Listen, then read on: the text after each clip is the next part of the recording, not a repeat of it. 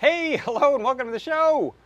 It's me, John Park. It's time for not JP's Product Pick of the Week, for John Park's workshop. I'm over here fiddling with my audio mixer because it looked a little hot, but I would, again, I did this on Tuesday, but I would love if anyone has feedback on the audio levels, just because I switched some gear out on my setup, and I want to make sure, especially because I've got HVAC running, I want to make sure that you're not getting weird sounds, echoes, hums, buzzes, things like that, and if the levels seem good.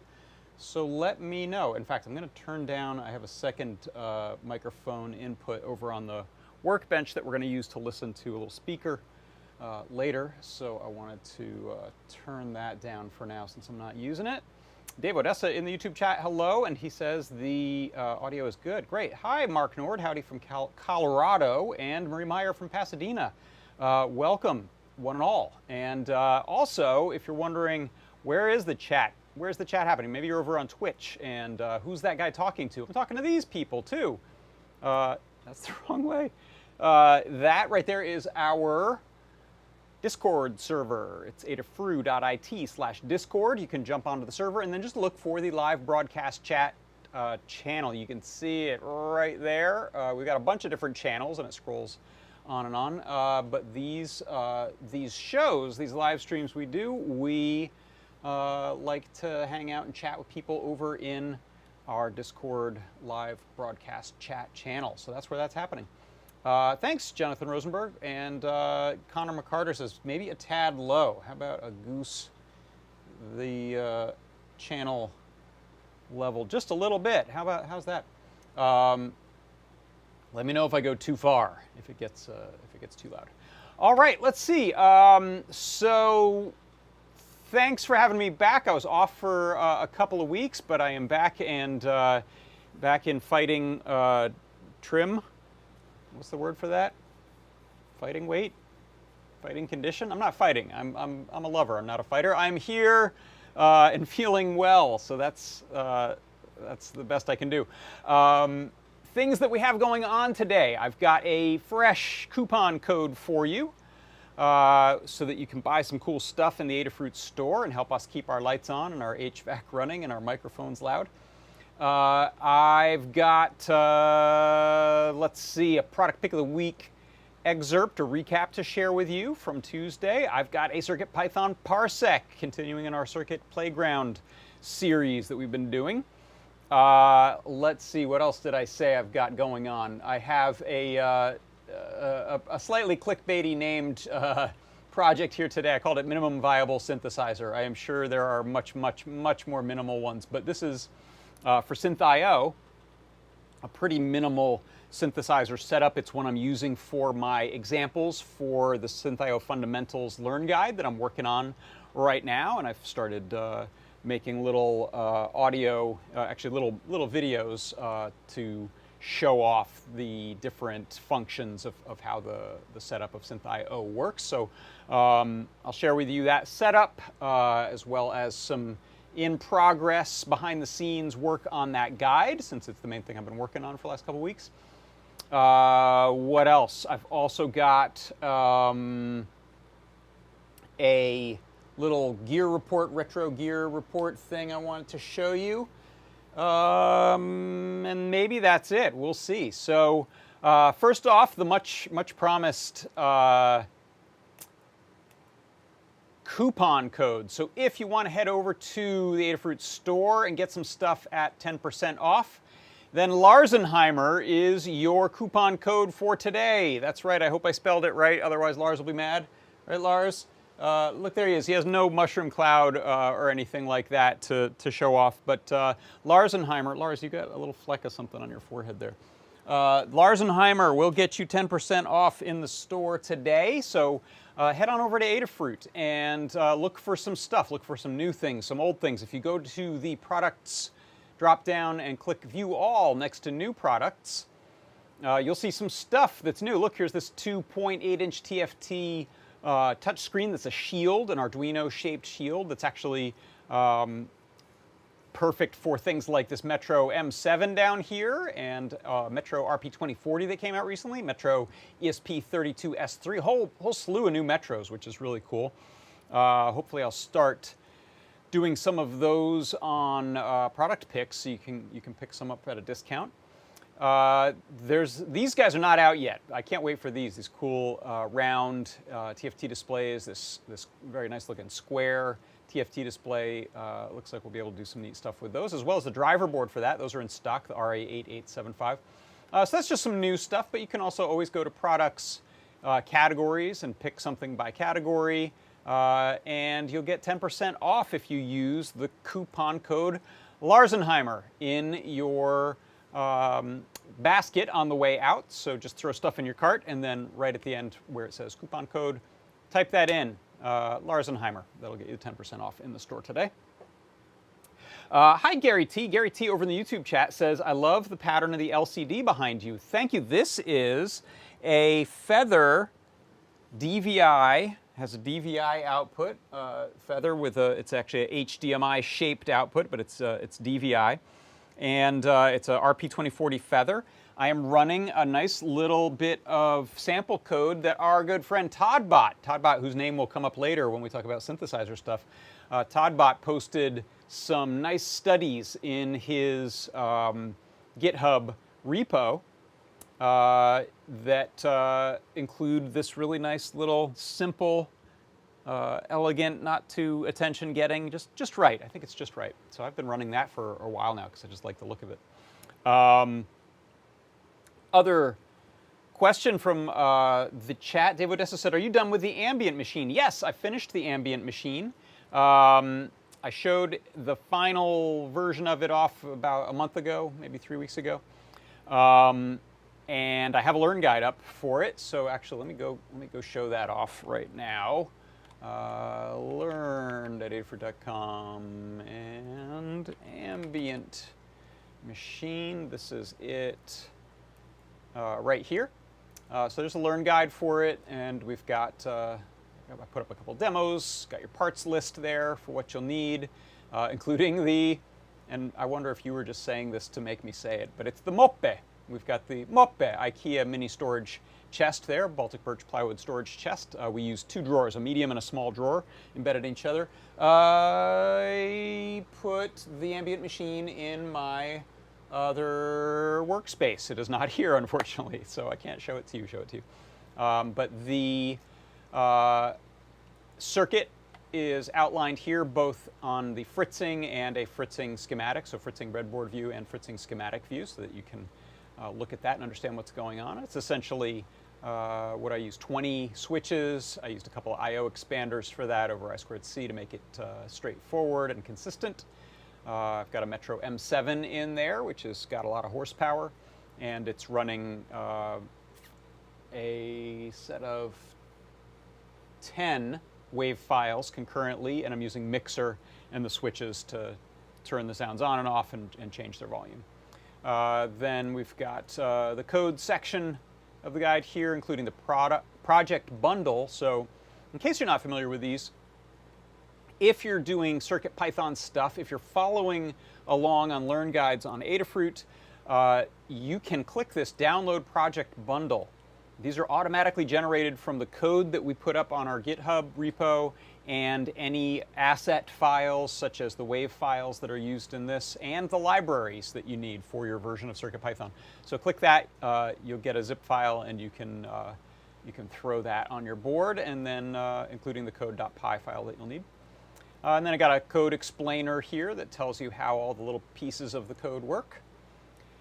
And then here's the fabrication and assembly. I used a laser cutter. I cheated, but I did include a template that you can print out and use to make your drill holes, consistent drill holes for the switches there. Wiring it up, soldering it together, put it on one of our little swirly grids there so that you can get all the parts mounted into a single surface. Drill another hole for our USB-C connector that's used to power the device. I did not include a battery in this. You could, if you wanted to, you could certainly add a battery to this. Since it's a Metro, it doesn't have a battery plug in it, but it does have the barrel connector, so you could simply throw a 4 AA battery pack right into the barrel connector there if you wanted to. But the way I have it here, it's just running off of USB-C.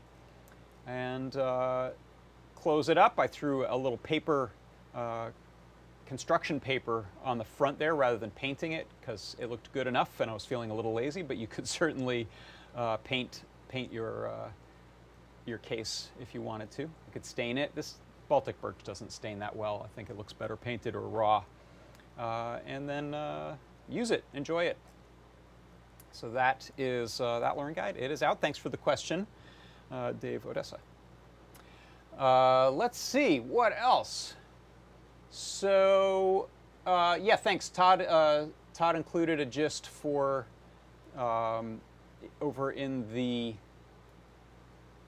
throw it up here, over in the Discord, he threw up a link to this. This is the code that's running on my, this little visualizer back here. 28 lines of code, including 3 that are comments, so pretty efficient bit of code there. It's the picodvi test.py. Yeah, I think that's it. I think that's the one I'm running. So, next up, there's this. Good grief. This is my show that happens on Tuesdays. It is JP's product pick of the week. I pick something new from the store, sometimes old, but this week a pretty new one.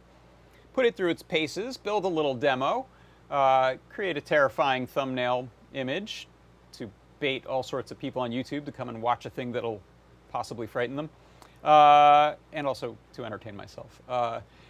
The show's about 15 minutes long, but I like to make a little 1-minute version that you can enjoy right here and right now. So here it is.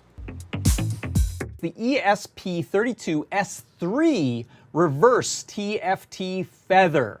This is a feather board, but it's also a display. This is an IoT clock, so this is using a time server and Wi-Fi to keep itself in sync. So this should be exactly 112 if I look at any of my other sort of internet clock connected devices, just turned to 113. And this one just shows off the TFT with an adorable little couple of pictures of Lars there. You can also mount these vertically for Eurorack. You can see I have it kind of doing little random stuff there, and when I press these buttons, I'm changing the colors of the different elements there. That right there is my product pick of the week this week. It is the ESP32S3 Reverse TFT Feather.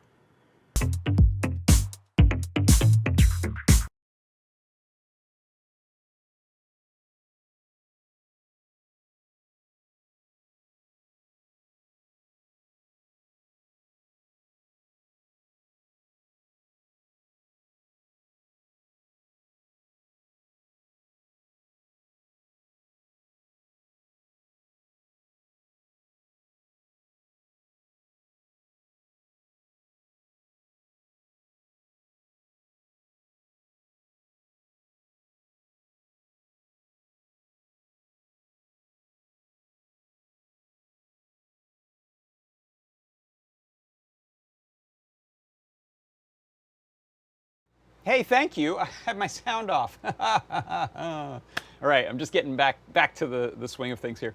What else did I say? I just said, hey, hello to ZZ Gavin. Thanks for stopping by. I looked at the chat. And nothing all that important other than that was said. I just wagged my jaw for a moment. But I think we're back. Thank you. Check. Got it. Good. So let me let that settle down for a moment, and I'm going to get set up here for a CircuitPython parsec I can share with you. And 1 second. Oh, okay. Here we are. Let's do this.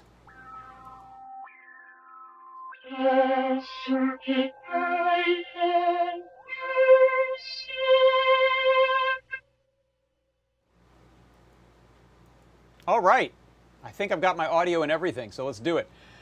For the CircuitPython parsec today, I wanted to show you how to use the Circuit Playground library to easily access the capacitive touch sensors that are on the Circuit Playground Bluefruit or the Circuit Playground Express. So the Circuit Playground library is a high-level library that lives inside of CircuitPython, but it makes the commands really easy to use on these two particular boards. So what you can see here, we have a bunch of these capacitive touchpads. 7 of these, in fact, are capacitive touchpads.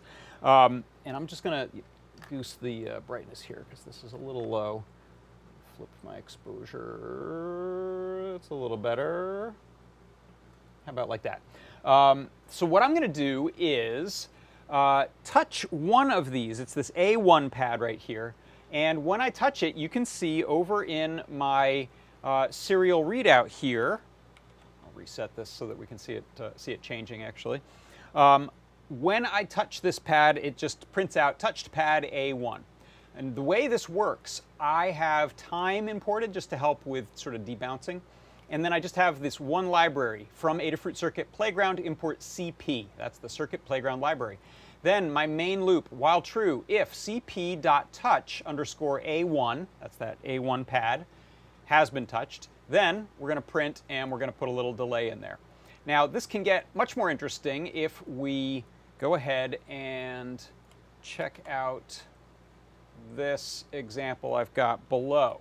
Whoops, not like that. Whoa. There, like that. So let's set that up. I'm going to go ahead and save this. So I've updated the code. And now what I can do is touch any pad. And you'll see, oh, hold on. I've got, that was the Facebook, that was a Facebook thing. Let's try that. There we go. Okay. So now what's going to happen is any of these capacitive touch pads, when I touch them, are going to light up one of the NeoPixels next to them and then turn off any previous ones that I had lit. So there is the A4, the A5, the RX, the TX, A1, A2, and A3. So those are all 7 of the touchpads on there, and it works just the same as the simple example. I'm importing time, I'm importing Adafruit Circuit Playground, then CP pixels brightness, I'm setting to 0.05, keep it low. And then in my main loop, each of these pads works the same way. If CP touch A1, A2, A3, and so on, then we'll go ahead and fill a particular pixel with the color that is chosen for that pixel. And actually, first before that, we go ahead and turn all the other pixels off. In fact, we turn off all the pixels across the board. Then we just light up the single one that we want, and we use a little time there for debouncing. So one of the neat things here is that you can get little patterns going because it is running through, has the little 0.1 second delay, and then checks for the next pad. So we can, in fact, get them all going at once if we want. That should be all 7 of them there, which is a lot of fun. You can see I'm also printing out to the display there. And so that is how you can use the capacitive touch sensors on the Circuit Playground Bluefruit and Circuit Playground Express inside of CircuitPython using the Circuit Playground library. And that is your CircuitPython parsec.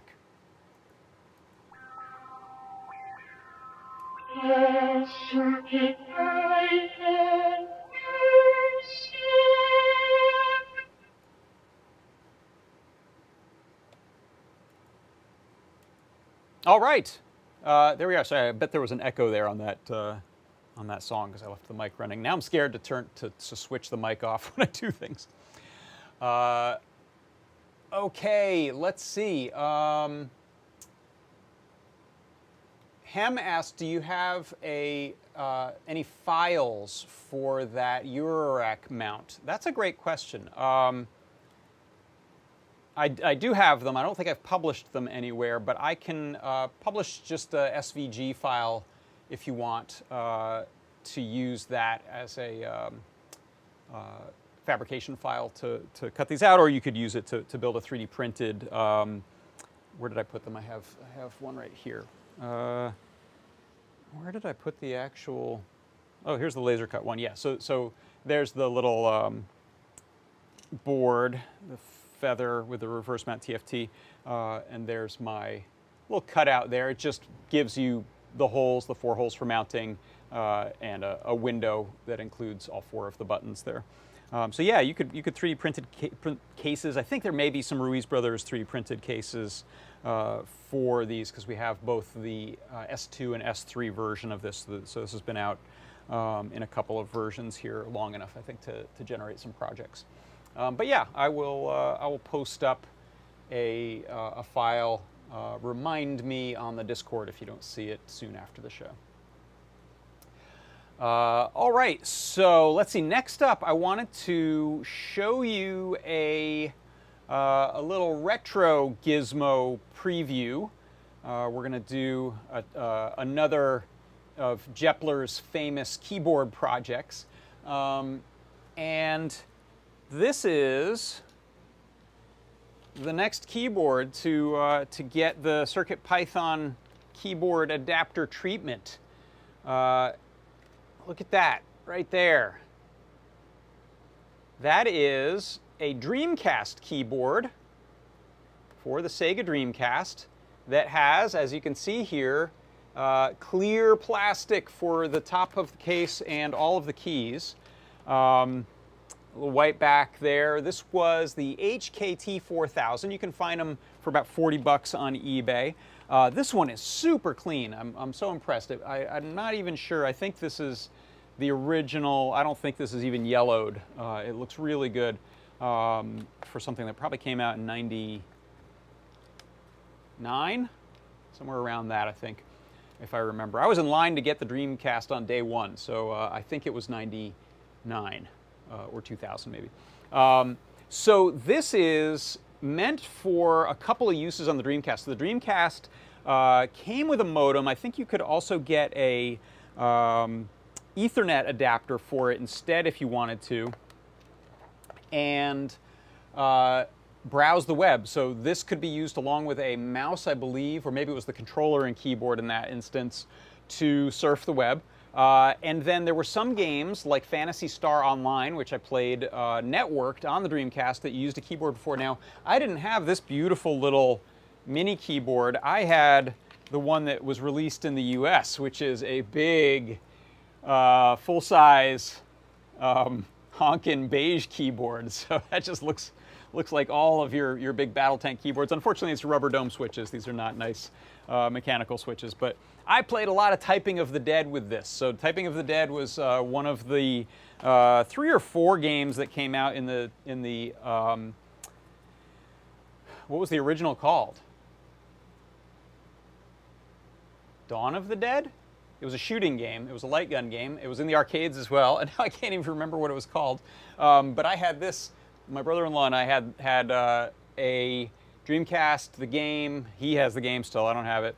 And 2 of these keyboards, so you could go head-to-head and battle in essentially. Oh no, it was co-op. As zombies came towards the screen, they would pop up a word over them. It would say like milk, and you had to type in milk as fast as possible. And with each letter, you'd hit them, and when you typed the word in, they would go down. I can't remember if how it penalized you for mistakes. It might have just been the wasted time. So it was a touch typing trainer, which was great, and you could use that keyboard for it. But in Japan, they came out with this gorgeous little keyboard. Let me put this under my down shooter here so you can get a little better view of it, if you'll bear with me. And Phil, PT, Phil Terone, saw that this existed and told me and Jepler to each get one so we could do some projects with it. Let me set this camera view here for you. Down cam, there we go. I mean, gorgeous, huh? Look at that. You can get some angles where you can see the letters better. So we've got English and Japanese on there. It's fairly standard at the top as far as function keys go. You can see obviously some of them are aligned vertically. Some of them it omits. I don't think we have home and end, do we? Oh no, they're down here at the bottom, okay. S2, S3, I don't know how those were used. I don't know what those are at all. So there'll be some discovery here as we figure out how to adapt this to use in Circuit Python, probably on a little Qt Py. The connectors on these are I think it's a 5-pin connector, and I could not find, even on AliExpress, any connector straight up like PC mount connectors. So I did what I always do, which is pick up an extension cable, because these always have both the male and female side or socket and plug side of it. So I'll be able to plug the keyboard into this, cut that off, and then wire this directly to a little proto board. So that should plug in like that. So that is gonna then be USB. So we'll have USB HID, and we'll have the fun time figuring out what some of these should do, could do. I don't think it has LEDs in it. I have not gotten my Dreamcast out. It's up here somewhere to plug it in and try it out. But I will at some point and see. Maybe I can pick up a copy of Typing of the Dead. So let's, yeah, that's about it. I don't know when we're going to actually get to this, because I believe Jepler is on vacation for a little bit. But once he's back and gets a keyboard, we can Toddbot says it doesn't have LEDs yet. That's right. Yeah, this thing would be ripe for some LEDs. A nice strip of them back here. That'd be kind of fun.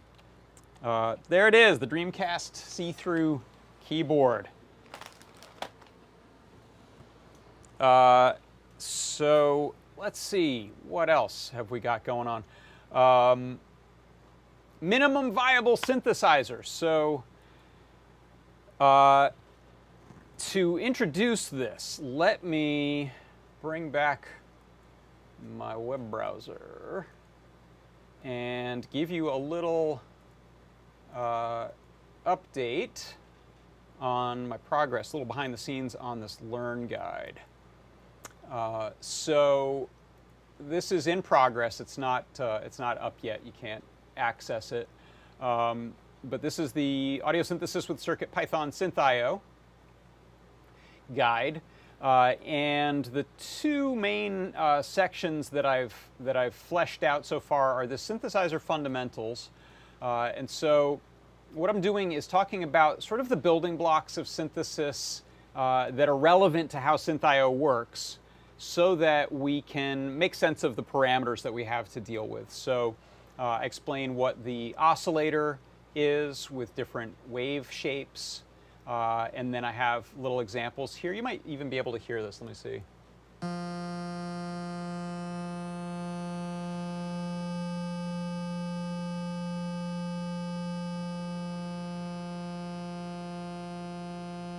So there's an example where I've got just an audio oscillator playing one pitch, and I'm adjusting the wave shape so we can hear what a pitch with varying wave shapes going from square to triangle to saw and sine will sound like.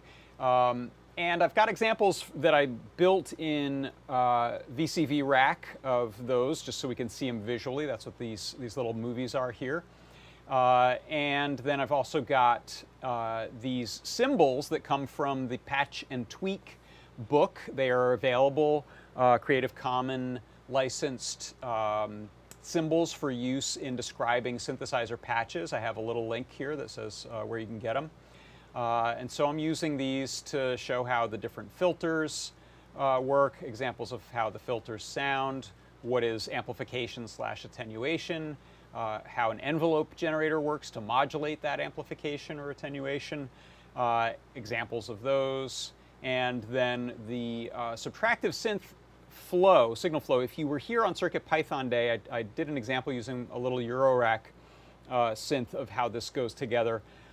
This is pretty much the signal path that Synth.io uses. Synth.io can take an input of some kind for what pitch it's going to play, and that's often something like a MIDI keyboard, and it will be in the example I show here.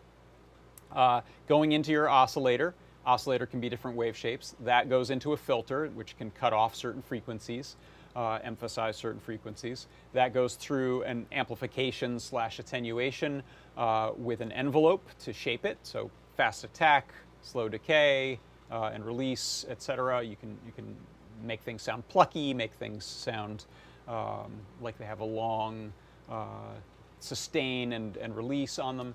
And then synth, since this is CircuitPython and we're using the audio I/O, we can use the audio mixer, which is fantastic. The mixer allows us to wire up a whole bunch of sounds, let's say a big chord of up to about 12 notes in CircuitPython Synth.io. Those can all be running into a mixer, and then we can use the mixer to do other sort of effects to the emphasis on different sounds. It's a way to attenuate all those sounds in one place. And so that is, then I give a little example of that in VCV Rack, as well as a couple of extras, the low frequency oscillator that we have in Synth.io, which can be used to modulate sounds, and ring modulation, which is a sort of effect, an interesting sounding effect, which also is available in Synth.io. I'm discussing polyphony. We can do multiple sounds. In fact, every note in Synth.io has its own full signal path, its own filter, its own VCA, its own envelope, and so on. I then have a section on getting started, how to get it up and running on your board. And so for this example, that is it. That's the minimum viable synth right there. In fact, there's an extra bit we don't even need. I've got the SD version of the the QT Py BFF, little best friend forever that bolts onto the back. That BFF can either be the I2S amplifier just on its own, or the one I happen to have available was the one that has the SD card, which, if you want to go get fancy later and also play back samples, play back waves, you can do. You could also potentially store wavetables on there if you wanted to, I think. So that's it, though. The minimum viable synth is a QT Py, a amplifier plugged into the back of it, I2S amplifier, and a little speaker. Now I'm going to use a slightly bigger speaker than that. I'm using the enclosed speaker, which is just, since it's got its own enclosure with a little port for the bass sounds to come out, it's just richer sounding and louder. And then this is the part I'm working on now. These are these Synth.io examples. So these will show you a little code snippet based on, I said earlier I would mention ToddBot again. ToddBot has an excellent Synth.io tips and tricks page on his GitHub repo that maybe he'll post over in the Discord, or someone else will beat him to it. I'm using a lot of those as the foundations for these little code snippets. So here's a simple example that just shows how to set up your amplifier, your I2S amplifier, on the correct pins for the QT Py. Set up an audio bus I/O I2S output. Set up a synth object. I went very luxurious 44 kilohertz sample rate on this one. I'm not sure why. I'll probably lower that. And then we play, set the synth playing. And then we're using the sort of old school, original Synth.io methods of, it's a default square wave, so a pretty buzzy sounding sound until we get into giving it different waveforms later. And I'm sending it MIDI note numbers, even though I'm doing it in code. I'm not actually sending it from another device, but internally it can think in terms of MIDI note numbers, and it can think in terms of frequency in hertz. So an example like this is just going to play this note, and the key is F on the keyboard for half a second, and then release, and then wait 2 seconds to play again. So it's like 1/4 note in a measure.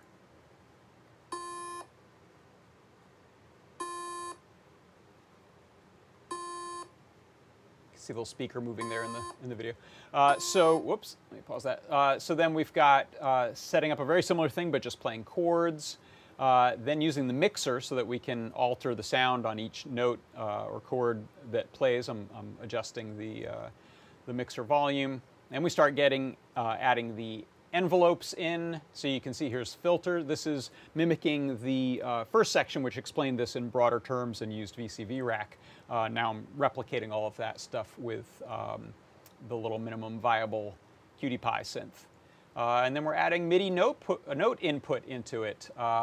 And I just filmed a section I haven't posted yet, which is going to be the adding MIDI CC, which is all the knobs and sliders and things. If we want to adjust the many parameters that we have to deal with inside of Synth.io, we can use knobs and things. So that is the state of the guide there. And what I wanted to do is show you a little setup that I put together here to demonstrate some of this stuff. Let me explain what I've got going on here for a second. So you can see over on the right there is the little, and you know what, right now I'm going to turn up the volume on that mic. Let me know if you're getting a lot of extra noise just from me turning on, there's a microphone, a little guitar amp style microphone. That actually was a gift from C. Grover, so thank you again for that. The thing has become super useful. So I've got the speaker, which is this right here. That's that little enclosed 3-watt 4-ohm speaker. That is connected to the little BFF. In fact, let me disconnect this and bring it over here. So you can see there's my QT Py, BFF on the back. Why don't I switch to the down shooter? There we go. QT Py, BFF, has this little Pico blade connector, which I've grafted onto one of these speakers here. And then these, I happened to use headers to connect these socket and pin headers so you can pull them apart. You can also just bolt them right together and solder them back to back if you're just planning on using it for this and get it a little smaller that way. So what I'm feeding this is power and MIDI. So the USB-C cable that you see going into the QT Py there, that's giving it the 5 volts of power to power the board.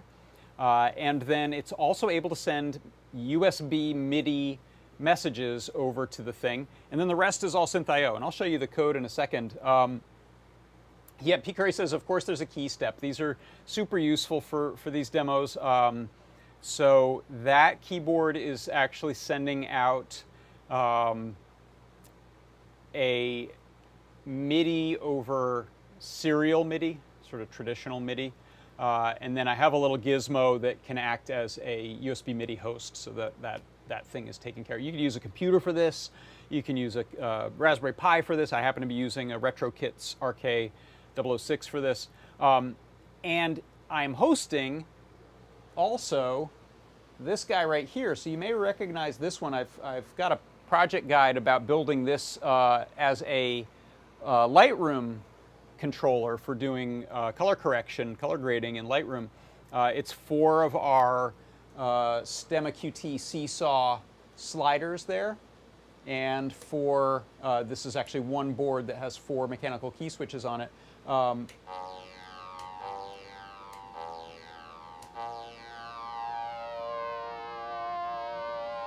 So let me know right now, before I go back behind there to the other side, how that mix sounds between the synthesizer and my voice. I'll just hang out for a minute and wait for the stream to catch up with the real world so that I can get your feedback on how well you can hear that. And, oh, Cryptnip is typing. Hey, Cryptnip, nice to see you over in our chat. Yeah, Toddbot said in the chat, those are nice low-profile headers on the Cutie Pie. I tend to buy the Itsy Bitsy low-profile header kits because it's got like a lot of them for a good price. Let's see, synth could be a bit louder. Okay, so I'm going to go quite a bit louder. Now tell me...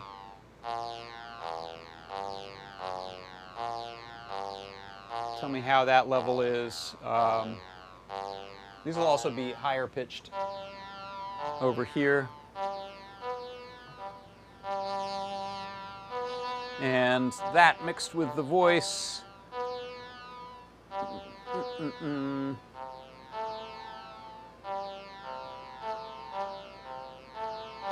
And waiting.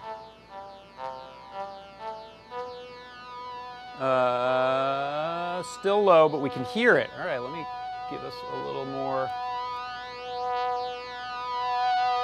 juice there. I don't want this to be too low. Oh, a note got stuck there. I don't have a MIDI panic button on this thing yet. That's maybe what one of these should be for.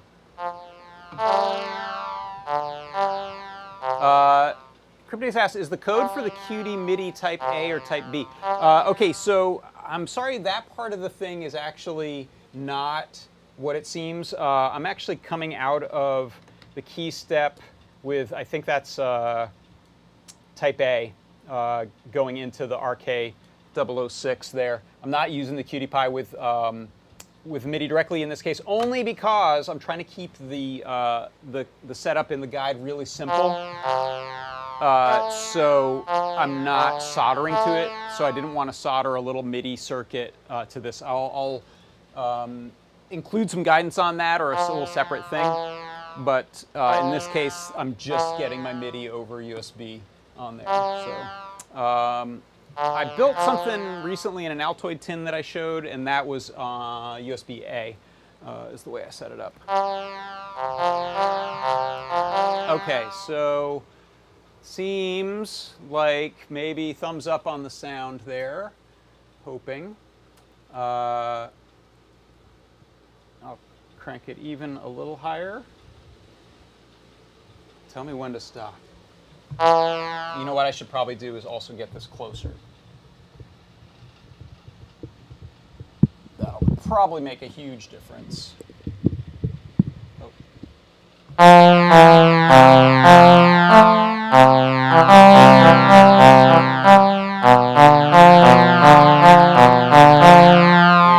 And let's see, get our last sound check, and then I'll go back there and demo a couple things.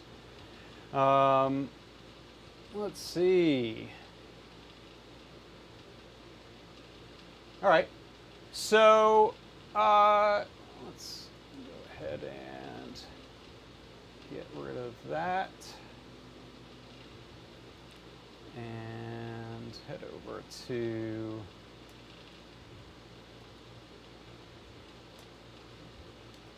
bench cam there. Okay, so what I want to show here is there are actually a few different of the parameters for Synth.io that we're controlling. So first of all, obviously, is the note that we're playing. This one's a mono setup, so it'll just play one note at a time. It won't play chords. You will hear some overlapping notes, though, because we have not only sustain as a holder note, but also when I release, we have a long release going right now. So you can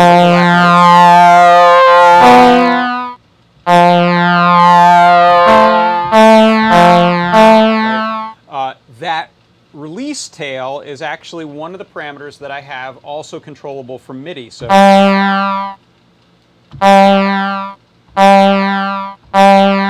is it that one? Okay, I think this one is not. Let me reconnect this. I don't think that was sending signals anymore. Sorry about that. Okay, so.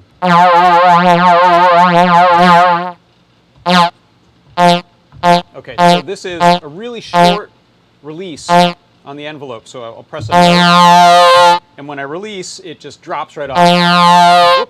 Right?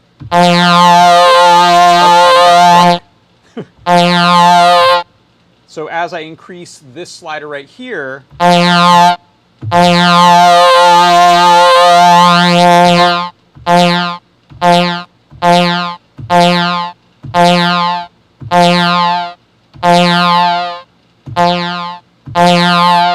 so now we got the maximum that's set in code, and that's something you could change if you want it to be a much, much longer release. You could. So these will overlap really nicely with each other. Okay, this first slider here is the. I'm checking the chat there. Hold on, hold on. I just want to make sure again that you can actually hear this. Go to my Discord. Thanks for your patience. Synth is way too loud compared to voice mic. Oh, sorry. I went too far, huh? I did it. I finally went too far with the synth. Okay. Turning down the synth. Okay. Let me know how that level is now. I can also try to not talk at the same time as the synth and just give examples. I'll do that for a moment. I'll just be quiet while I'm showing stuff. So this first knob will change the filter cutoff. So what that means is, do we let all the frequencies through that we're playing, or do we start to remove frequencies that are higher than the fundamental, the note that's being played? So if I'm playing this F, there are harmonics that are higher than that, and I can, because of the shape of the wave has it's a square wave in this case, I think. It has a lot of harmonics.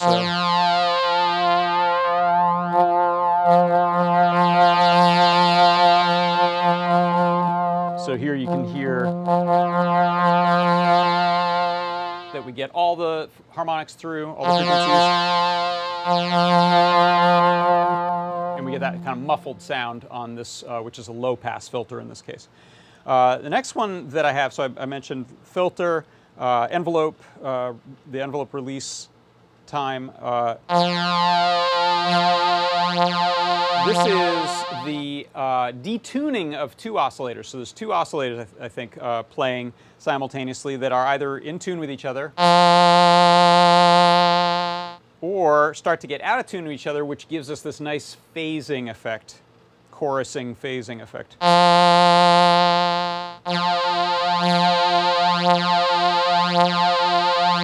hear them kind of beating against each other. Now they're quite out of phase. If we make it subtler, it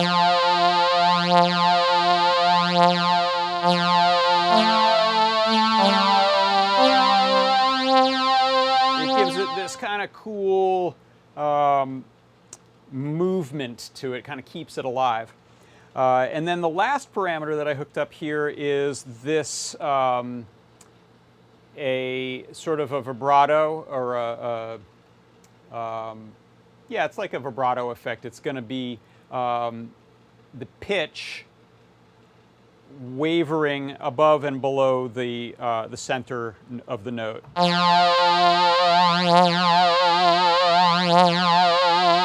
me get rid of the chorusing.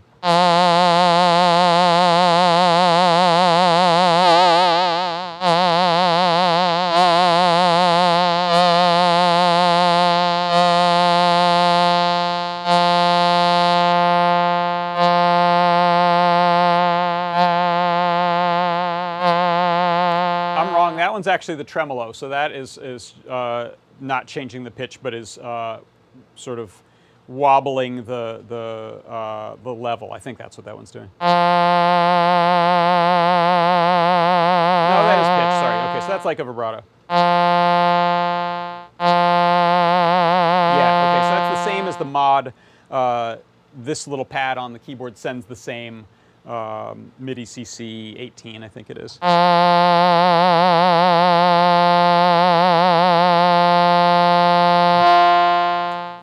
And that's what it does. So let's take a look. I'll show you that. I'm going to grab it actually and show you the code for this and how it's working. This is Todd's monosynth patch, I think with no changes in this case because I'm using the same CC numbers and everything.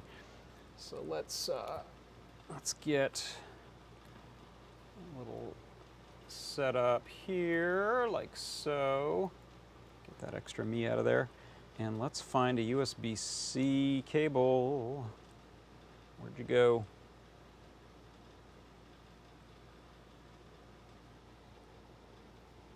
How about you?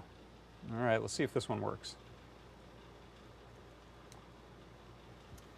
So let's go over to here. Let me close that. Oops. Now I've done it. Hold on.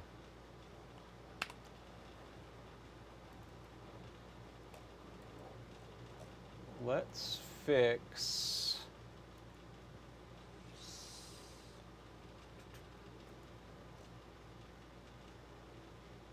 Is that actually? I think I need to relink. Give me 1 second. I think I got the code view out of sync.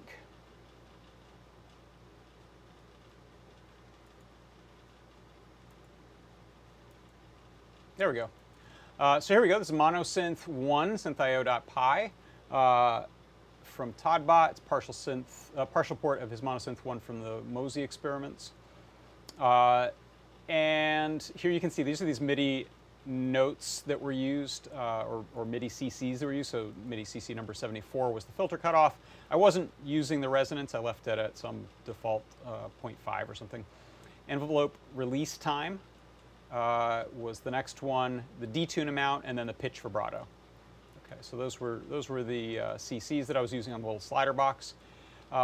The code here, you can see the kind of key things is we're importing synthio, and we're also using the NumPy in MicroLab to generate our wave tables for different wave shapes. And I'll explain that more, and that's a part of the guide that I haven't gotten to yet, so I don't have an explanation ready to go on that yet. This is for setting up my BFF, little I2S output here on the pins that it's connected to. Then setting up audio bus IO's I2S output. So this is a nice digital output signal to the amplifier, and the amplifier then converts that to wave electricity, basically, to send to the speaker, proper output. The MIDI channel 1 we're receiving on, and that's both if you're using sort of classic MIDI connection or USB MIDI, both are actually enabled in this. Then we have 3 oscillators per note, so that's the multiple oscillators that are just slightly out of tune with each other. It gives us that fat sound. Here's the detune amount. And then we have low and highs for the sliders, what they get mapped to. So low and high frequency for the low pass filter, the resonance, which I wasn't changing, the low frequency oscillator that's modulating that vibrato, how fast that goes, and the frequency of that to begin with. Some setup here for my little, for NeoPixels, as well as for my mixer. So that's bringing in the channel and adjusting it. If you wanted to mix in samples at the same time, you'd be doing that in the mixer, or multiple voices. We set up the synth, in this case with just a single channel, and the sample rate is 28 kilohertz for some reason. The mixer starts, and we set the voice level to 0.75, so this can be lowered and raised with another knob if you wanted to as well. Nice convenient place in the code to have a volume knob. Then the waves are set up. So we have a sawtooth wave, and this is generated, it's turned into essentially a lookup table, a table of points. with this command. So this numpy linspace with these values gives us the plot of the shape of this waveform. And that's what Synth.io uses. It's just a single cycle of, in this case, a saw. Is this a saw? Yeah, so it'll be straight up and a ramp down. And that gets stored as a buffer, which is then looped and played over and over again and shifted for different pitch values. And then the LFO for vibrato is set up with a Synth.io LFO call and telling it, it's essentially, I think, always a triangle wave, the LFO, unless you go and give it a wavetable as well. So by default, it's a up, down, up, down, up, down, same slope on both sides. The oscillator list holds the current sounding oscillators. This is to keep track of what notes are being played. Setting up the filter. Here's the little range mapper that's used to essentially turn MIDI CC numbers and other values from one range into a different range that's useful to you. Here is our MIDI note on function here, and that is where all of the parameters are set up for our note that's going to get played. So one note in Synth.io is essentially its own Synth.io voice that has everything from its level, which is based, I think, on this case, how hard you press the note. So that's a velocity sensitive keyboard, so it knows how hard you pressed it or actually how fast you pressed it. But that gets mapped to a thing called velocity, so it's a different volume level depending on soft or hard presses. And then the envelope is set up, and this is based on the knob that I was adjusting. At least this release time here was based on that knob that I was adjusting. And the others are based on that velocity press of the MIDI keyboard. Those note values are turned from MIDI numbers into frequencies. And I think that's used because of the detuning of the oscillators. We wanted to get that turned from these MIDI numbers into actual frequencies, so those could be mathed on there. Dexter asks, can it play Street Chicken? Yeah, I should probably feed Street Chicken into it sometime, or learn how to play it. I programmed that on a Nintendo DS with the Korg DS10 app. That's how I made the Street Chicken song. Then this is the MIDI note off command when you release a key, what it sends. And then in the main loop of the program here, we have this iteration of whatever the filter is doing to all of the notes that are being pressed and all the different oscillators. We handle our MIDI, incoming MIDI, either over UART or over USB. And then if the message is a note on message and it has actual velocity, then we're going to be playing a note. And then if we're getting a note off or the velocity is 0, then we're going to play the note off message. And then everything else is MIDI CC controls. So those are mapping things from their MIDI 0 to 127 values into whatever is the useful value for that parameter in Synth.io. So I hope that's somewhat useful now, or maybe come back to this explanation when you start playing around with Synth.io and looking at some of these examples. But as I'm building that guide, I'm building it up to some of these examples that are a little more fully featured, that'll have some CCs and some notes that you can play. And again, like I say, you don't have to play it with a keyboard, right? You can send MIDI from your computer, you can send MIDI from another microcontroller, you can write generative programs that are just doing it all internally, either with MIDI notes or with just frequencies. We have a lot of ways to tell Synth.io to do stuff. You can build little nice little scales that will always sound good and have it randomly pick from them, kind of like this example here. Our good friend, the Tyrell building synth. If you go back and look at that Learn Guide, that's doing no user input other than changing some playing variables, but it'll just play forever and do its own cool stuff. So I think that covers what's going on the little minimum viable synth. And I called it that. I think I may try. We were discussing doing a version of this where it's just a plug that goes, like a MIDI plug that goes into the back of a keyboard and just is all self-contained and has an audio output on it or speaker on it. So we may, for now, my purpose is to write the guide and make it accessible without a big outlay of money or effort to build the little thing that you're then getting to code. But we may try to do one that's like just built into as small of a nub as possible that just shanks into the back of a MIDI keyboard and or sequencer and plays. So, all right, let me know if you got any other questions in the chat. Before we go, I will mention again that if you want to go and buy some of this stuff, a Cutie Pie and a BFF will get you started, and a speaker, and you want to get 10% off, then use this coupon code today, Larsenheimer. Just throw your stuff in your cart, and on the way out, type Larsenheimer. If you want to get some discounts additionally, or freebies, I should say, you can go to adafruit.com/free. And see the deals that we've got running. So right now you can get that PCB coaster for any order that's $99 or more. We'll throw in the PCB coaster with the gold Adafruit logo. If your order is $149 or more, you'll get a KB2040 and the coaster. If you're $199 or more, you get free UPS ground shipping in the continental US and the KB2040 and the coaster. And this is the new one right here.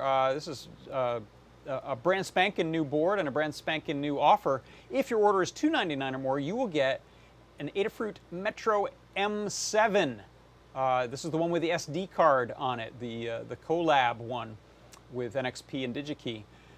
So that's the exclusive red version of the Metro M7 there. You'll get that, and the free ground shipping in the continental United States, and the free KB2040, and the coaster with the gold Adafruit logo. So go buy some stuff, get yourself a discount by typing in Larsenheimer at the end. I think that is going to do it for today. Thank you everyone so much for stopping by. Thanks for hanging out in the chat. Thanks for putting up with my audio level shenanigans. I appreciate your feedback on that. It's really helpful. I will see you next time. Don't forget to stop by tomorrow for a I just got distracted because I thought, hey, maybe I should type in show times here. Do you know this trick? If you go into our Discord and do show times, show times, you'll see we've got a deep dive with Foamy Guy or Scott, not sure who, probably Scott, on Friday. Foamy Guy's CircuitPython stream on Saturday. And then it'll be a Desk of Lady Ada Sunday evening. I'll be back with a product pick of the week on Tuesday. We'll have a 3D Hangouts on Wednesday, show and tell on Wednesday, Ask an Engineer on Wednesday, and then this show again on Thursday. All right, thanks everyone for stopping by. For Adafruit Industries, I'm John Park. This has been John Park's Workshop. Bye-bye.